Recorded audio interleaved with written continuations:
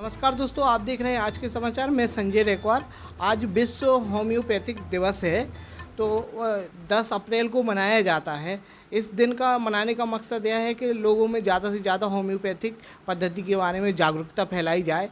इसके जनक sir physician scholar Samuel थे, जो जर्मनी से थे, और यह एक प्राकृतिक चिकित्सा पद्धति है और इसमें माना जाता है कि इसमें सर्जरी नहीं होती है। आज स्वस्थ परिचर्चा में हम जिले के जाने माने होम्योपैथिक चिकित्सक डॉक्टर अमित सिंघई से बात करेंगे कि होम्योपैथिक चिकित्सा क्या है और इसमें कैसे इलाज होता है। आइए डॉक्टर साहब से बात करते हैं। सभी दर्शकों को मेरा नमस्कार। आज के समाचार के सभी दर्शकों को डॉक्टर अमित सिंघई नमस्कार करते हैं। और दर्शकों, जैसा कि संजय भाई ने बताया कि आज विश्व होम्योपैथिक दिवस है, तो मैं ये बताना चाहूँगा कि विश्व होम्योपैथी दिवस जो है होम्योपैथी चिकित्सा पद्धति के जनक doctor Christian Frederick Samuel Hahnemann के जन्म दिवस के अवसर पर मनाया जाता है। इनका जन्म जो है आज से 265 साल पहले जो है जर्मनी के मिसिसिपी शहर में हुआ था, और वहाँ से इन्होंने जो है MBBS किया, MD किया, और उसको करने के बाद में इन्होंने एज अ एलोपैथिक चिकित्सक अपना कार्य की शुरुआत करी। परंतु उन्होंने देखा कि जो ये ट्रेडिशनल जो चिकित्सा पद्धति थी, एलोपैथी की चिकित्सा पद्धति थी, वो चिकित्सा पद्धति में कई ऐसी विसंगतियां थीं। उन विसंगतियों से उनको जो है काफ़ी जो है वो हर्ट हुए, काफ़ी उनको जो है द्रवित करने वाले कई ऐसे वाक़या हुए। तो एक बार इन्होंने सोचा कि क्यों ना कोई ऐसी चिकित्सा पद्धति का वो शुरुआत करी जाए कि जिसमें जो है समान जो है लक्षणों उत्पन्न करके जो है बीमारियों को दूर किया जाए।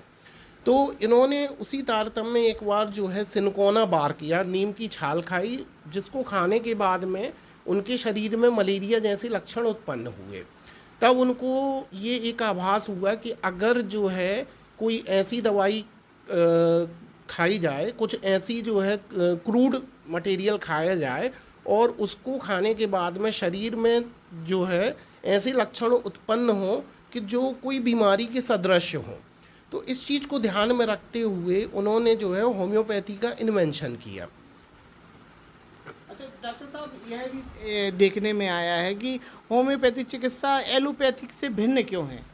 हाँ, देखिए, होम्योपैथी चिकित्सा पद्धति जो है ये जो है समान सिद्धांत पर कार्य करती, समान चिकित्सा सिद्धांत पर काम करती है, जबकि एलोपैथिक चिकित्सा विज्ञान जो है एंटी के सिद्धांत पर कार्य करती है। जैसे आपकी बॉडी में कोई इन्फेक्शन हुआ, तो एलोपैथी चिकित्सा विज्ञान के हिसाब से जो है एंटीबायोटिक दे दिया, ऊपर से एंटीबायोटिक दे दिया या एंटी एलर्जिक दे दी, तो उन्होंने रोग को रोक दिया। और जो होम्योपैथी एक जो है अल्टरनेटिव चिकित्सा पद्धति है, और अल्टरनेटिव चिकित्सा पद्धति के हिसाब से कि हम लोगों का ये मानना होता है कि अगर कोई व्यक्ति बीमार हुआ, तो व्यक्ति के रोग से के जो शरीर में जो है रोगों से लड़ने की क्षमता होती है, वो रोगों से लड़ने की क्षमता वीक हुई या कमज़ोर हुई, जिसकी वजह से बाहरी ताकतें उसके शरीर पर असर डाल दी। अगर व्यक्ति के रोगों से लड़ने की क्षमता बढ़िया है, तो वो वातावरण में होने वाले परिवर्तन या बाहर से कोई बैक्टीरिया, वायरस वगैरह अगर उसके शरीर में आते हैं, तो वो उनको ख़त्म कर देते हैं। तो जो इस प्रकार से जो है अंग्रेजी दवाई या एलोपैथी और होम्योपैथी में विभिन्नता है।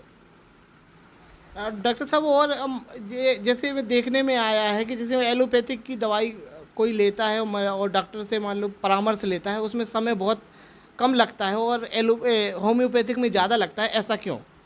देखिए संजय जी, क्या होता है कि एलोपैथी चिकित्सा पद्धति में किसी भी रोग का स्थायी निदान नहीं होता है, क्योंकि जब आप एक्यूट बीमारियों से ग्रसित होते हैं, तो एक्यूट बीमारियों के लिए वास्तव में मैं खुद कहूँगा कि एक्यूट बीमारियों के लिए जो है व्यक्ति जो है एक दिन में आराम चाहता है। तो उसके लिए एलोपैथिक दवाई ठीक है। लेकिन व्यक्ति जो है जब वो बीमारियां धीरे धीरे करके व्यक्ति के शरीर में स्थायी घर बना लेती हैं, तो वो अंग्रेजी दवाई से सही नहीं होती है। और कोई भी जो है अगर आप मकान बनाते हैं तो मकान बनाने में जो है नींव से ऊपर सेकंड फ्लोर थर्ड फ्लोर तक जाने के लिए आपको समय देना होता है। लगभग आपको 6 महीने से साल भर का समय लग जाता है। उसी प्रकार से आपके शरीर से कोई बीमारी अगर घर बना ली है या कोई बीमारी काफ़ी समय से विद्यमान हो गई है, तो उस बीमारी को सही करने में भी समय लगता है। इसी प्रकार से अपन जो है बीमारियों को दो श्रेणियों में बांटते हैं। एक एक्यूट डिसीज़ या तुरंत आने वाली बीमारी, और एक क्रॉनिक बीमारी जो लंबे समय से, या जटिल रोग जिनको कहते हैं, या असाध्य रोग कहते हैं। तो असाध्य रोगों से कोई व्यक्ति जब पीड़ित होता है तो वो 3 तरीके से पीड़ित हो जाता है। वो एक तो शारीरिक रूप से पीड़ित हो रहता है, साथ में भावनात्मक रूप से भी वो पीड़ित हो जाता है। तो जैसे कोई किसी भी एक जगह की बीमारी है, वो ऐसा होता नहीं है कि वो दूसरी जगह ना पैदा हो गई हो, तीसरी जगह ना पैदा हुई हो। तो इसको अगर जो है जड़ से ख़त्म करना है तो बहुत धीरे धीरे चूँकि जैसा कि मैंने पहले बताया कि हम लोग जो है व्यक्ति के रोगों से लड़ने की क्षमता को बढ़ाते हैं। तो जब व्यक्ति के रोगों से लड़ने की क्षमता को बढ़ाया जाता है तो हम दवाई को तो एक माध्यम बनाते हैं, बाकी जो रोगों को ख़त्म करने का काम व्यक्ति का शरीर खुद करता है। और हमारा ये रहता है कि व्यक्ति के शरीर में विद्यमान वाइटल फोर्स या इम्यून सिस्टम या व्यक्ति की जीवनी शक्ति, उसको हम बढ़ाते हैं। और वो हम बढ़ा देते हैं जब, तो वो धीरे धीरे करके उस रोग को ख़त्म करने का काम करता है। तो ये इसलिए इसमें रोग को ख़त्म होने, जड़ से ख़त्म होने में समय लगता है। डॉक्टर साहब, लास्ट क्वेश्चन और है कि होम्योपैथी के सिद्धांत के अनुसार रोग एवं स्वस्थ शरीर की व्याख्या क्या है? देखिए, होम्योपैथी के सिद्धांत के अनुसार जो है रोगी व्यक्ति जो है एक मतलब संपूर्ण शरीर होता है। जैसे कोई व्यक्ति जो है हमारे पास में आया, उसने बोला कि सर मेरी आँख में परेशानी है, कम दिखता है। और या फिर कोई व्यक्ति त्वचा रोग लेके आया और उसने बताया कि हमारे खुद को जो है खुजली होती है। तो हमारे होम्योपैथी के सिद्धांत के हिसाब से जो है वो व्यक्ति जो है, व्यक्ति का पर्टिकुलर स्किन बीमार नहीं है या व्यक्ति की पर्टिकुलर आई बीमार नहीं है, वो व्यक्ति जो है स्वयं बीमार है। अब जैसा कि मैंने आपसे पहले बताया कि जो हमारा शरीर है, हमारा शरीर जो है अगर रोग होता है हमारे शरीर में कोई, तो हमारे शरीर में भावनात्मक रूप से भी जो है रोगी होते हैं, शारीरिक रूप से भी होते हैं और और मानसिक रूप से भी होते हैं। तो जब हम व्यक्ति को लेते हैं, कोई बीमार व्यक्ति की जो है केस लेना चालू करते हैं, तो एक प्रक्रिया होती है, उसको हम लोग केस टेकिंग कहते हैं। इस केस टेकिंग के दौरान जो है हम उसके शारीरिक लक्षण, कुछ मानसिक लक्षण और उसके बाद में भावनात्मक लक्षणों को लेते हैं। और चूँकि हमारी दवाइयाँ, जो सारी दवाइयाँ आती हैं, वो दवाइयाँ जो है पर्सन एज अ होल, जो दवाइयाँ ट्रीट करती हैं वो जो है व्यक्ति को पर्सन एज अ होल, मतलब व्यक्ति को पूरी तरीके से जो है टॉप टू बॉटम लक्षण निहित होते हैं उसमें। तो जब हम ये टोटलिटी ऑफ सिम्टम कर लेते हैं, सभी लक्षण ले लेते हैं, सभी लक्षण लेने के बाद में हम ऐसी दवाई चुनते हैं जो उस व्यक्ति के सारे मानसिक, शारीरिक, भावनात्मक सारे लक्षणों को जो है कवर अप करती है। और उसके बाद में हम मरीज को देते हैं और देने के बाद में जो है चमत्कारिक परिणाम सामने आते हैं। इसके अलावा जो है दवाइयों के अलावा जो है हम लोग जो है सबसे ज़्यादा डिपेंड करते हैं काउंसलिंग में।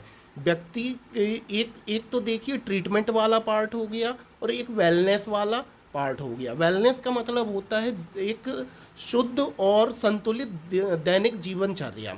किसी भी व्यक्ति को पूर्णतः स्वस्थ करने में वास्तव में जितना योगदान मेडिसिन का होता है, उतना ही योगदान एक स्वस्थ और नियमित दिनचर्या का होता है।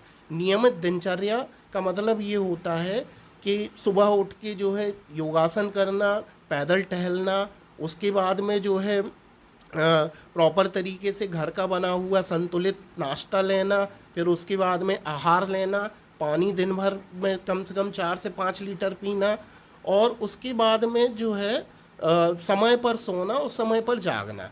ये दिनचर्या जो है किसी भी रोग से लड़ने के लिए उतना ही मददगार साबित होती है जितनी की दवाइयाँ। ये थे डॉक्टर अमित सिंघई, जिनने होम्योपैथी के बारे में अपन को विस्तार से बताया है।